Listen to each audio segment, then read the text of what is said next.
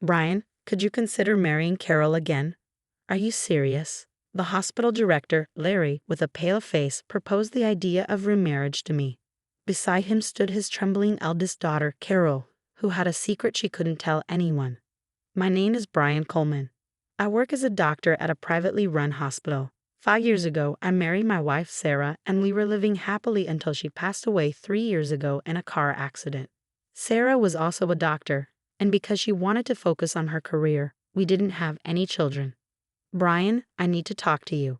One day, the hospital director, Larry, approached me in the hospital. Thinking it was about work, I went to his office. Hi, Brian, he greeted me, and there was Carol, Sarah's older sister. Carol is 3 years older than Sarah. She is not a doctor but works in administration and has always seemed quiet and a bit shy. The sisters were very close, and Sarah often referred to her as her beloved sister and looked up to her. Carol had a fiancé who was supposed to take over the hospital one day. Since Sarah's passing, I hadn't had the chance to ask how she was doing, but I heard she was going to get married soon. Carol, who was waiting for me in the director's office, looked pale. Although she looked at me, she said nothing. Brian, I'm sorry for calling you so suddenly. I have something important to discuss with you today. Something important. When I was asked to have a seat on the sofa in the office, I sat across from Larry and Carol, who both had troubled looks on their faces. Yes, I know it's outrageous to ask this of you, but Brian, could you consider marrying Carol again? Are you serious? I couldn't believe the unexpected words from Larry. Carol? Wait, Carol is Sarah's. Yes, Sarah's biological sister, Larry confirmed. When I instinctively looked at Carol, she was still pale and trembling slightly. Something felt off about her demeanor and Larry's urgent tone. Thinking that, I swallowed hard and tried to calm my confused thoughts. Is there some kind of situation? I gently asked. Larry stared at me. Even though Sarah had passed away, I still considered Larry, her father, as my father-in-law. He had treated me like his own son ever since I started dating Sarah. He even said that if Carol's fiancé wasn't in the picture, he would want me to take over the hospital. If there's something going on, please tell me. Sarah is no longer here, but I still think of you as my important family. Brian, thank you. Hearing my words, Larry took off his glasses and pressed his eyes.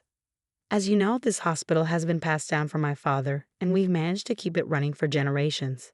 It's not a big hospital, but for the sake of the locals who have relied on us for years, I feel we must continue running it.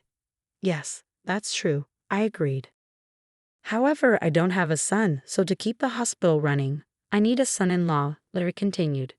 Bringing in an outsider or letting a relative take over is an option, but they only see this hospital as a money-making box. He then looked at Carol with a caring expression.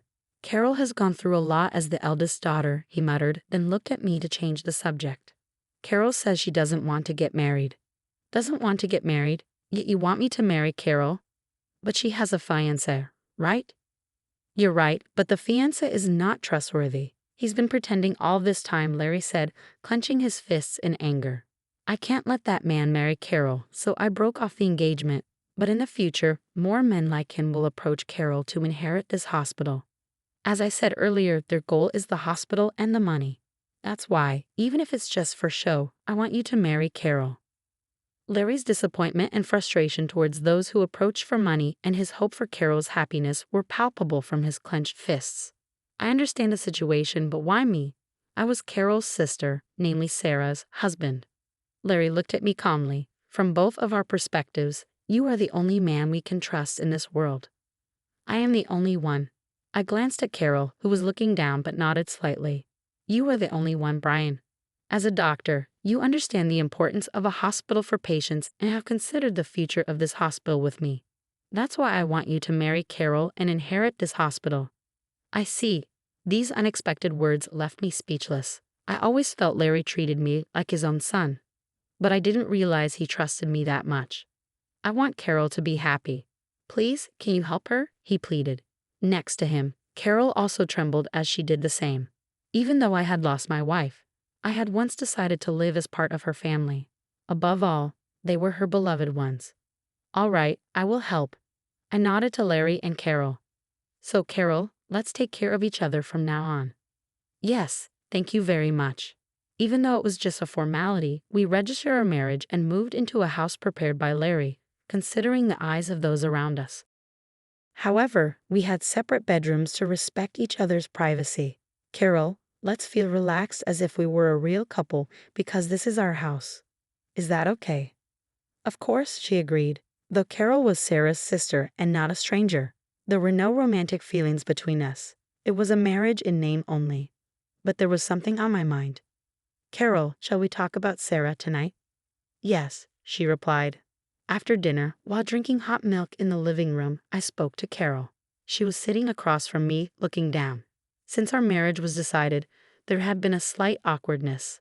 I could sense her tension around me. We had already begun living together, and I wanted us to at least get along like friends.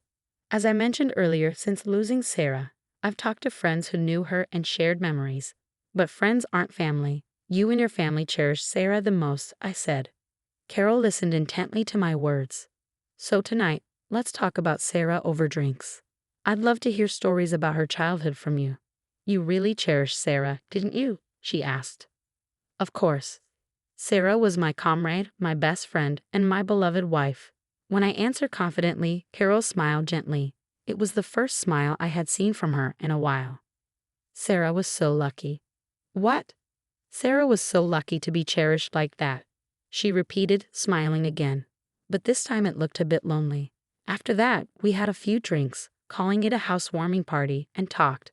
Carol, usually quiet, spoke happily about Sarah. She showed how much she cared for Sarah, which made me happy. Brian, thank you. What makes you say that? For accepting my father's proposal to marry me, she said. With the alcohol taking effect, Carol became a bit more open. So again, thank you. You were Sarah's husband, but you agreed to marry me. It's okay, Carol. Like I told your father, you're an important family to me. Then I started to talk about my own family. My parents had a bad relationship and divorced when I was still young. After that, I was raised by my father, but he was the kind of person who never really thought of me as his son. Selfish and inconsiderate. That's why from high school on, I studied and worked hard, got a scholarship, and went to college. During my college years, I spent all my time studying and working part-time jobs. I didn't have a moment to go out. After enduring all those hardships, I met Sarah at the hospital and was treated like a son by Larry. That's when I learned the warmth of family. That's why I care about you too. It's nice to hear, Carol said with relief. Then she slowly stood up and moved to stand beside me. Carol, I have something I need to tell you. Something to tell me? Her sudden serious tone made my heart race nervously. Nodding, Carol slowly raised her left arm and rolled up the sleeve of her jacket. Oh my, this? Seeing the scars there, I was so shocked I nearly fell over. They were vivid, raw scars. I couldn't tell anyone that my fiancé was abusing me both verbally and physically. As the daughter of the hospital, I felt I couldn't let go of someone who would be a big plus for the hospital because of my personal feelings, Carol revealed. Carol's former fiancé was the second son of a major hospital. He was also a doctor, and marrying him would secure the future of Carol's hospital.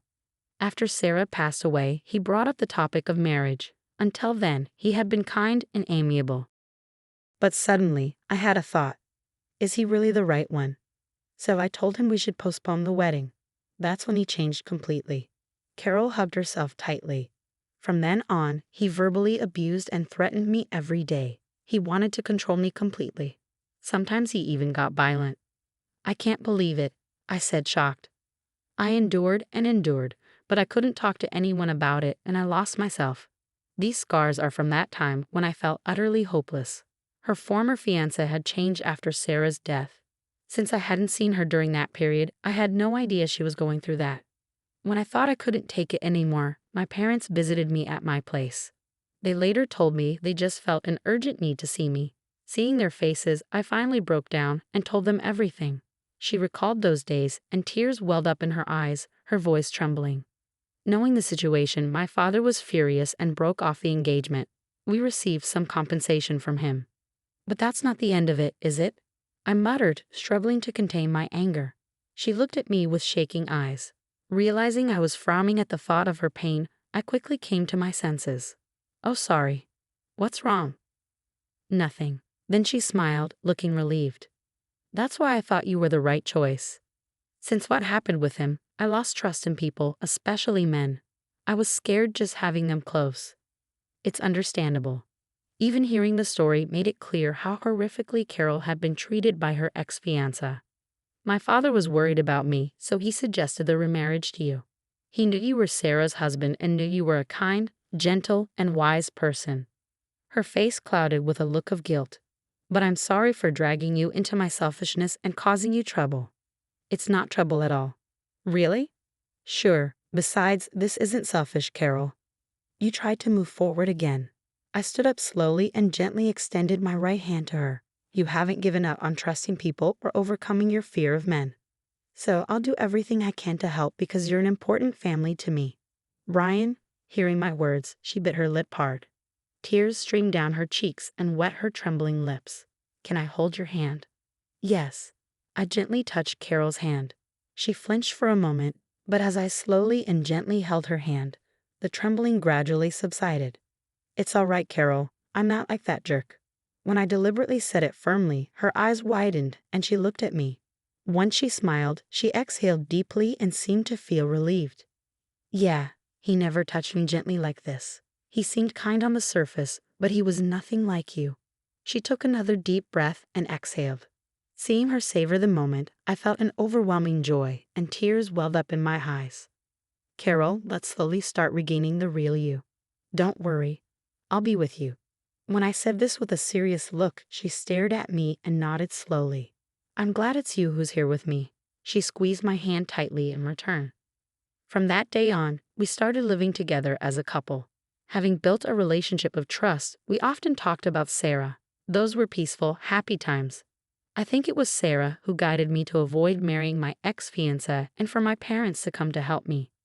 You think so? Yes. If I had married him, my life would have been a disaster by now. And I think it was Sarah who made it possible for me to live with you. Indeed, if it weren't for Sarah, I wouldn't have remarried Carol. Because of Sarah, I experienced the warmth of her family and learned the warmth of having a home. We owe Sarah so much. For sure. We looked at each other and laughed, squeezing each other's hands tightly. A few years later, Carol and I truly became a married couple. When our child was born, Larry shed tears of joy. Lucas, be kind to your sister Sophia, okay? Okay, Mom. Come on, Sophia. Let's go. Okay, Lucas. Now, I live happily with my beloved wife Carol and our adorable son and daughter.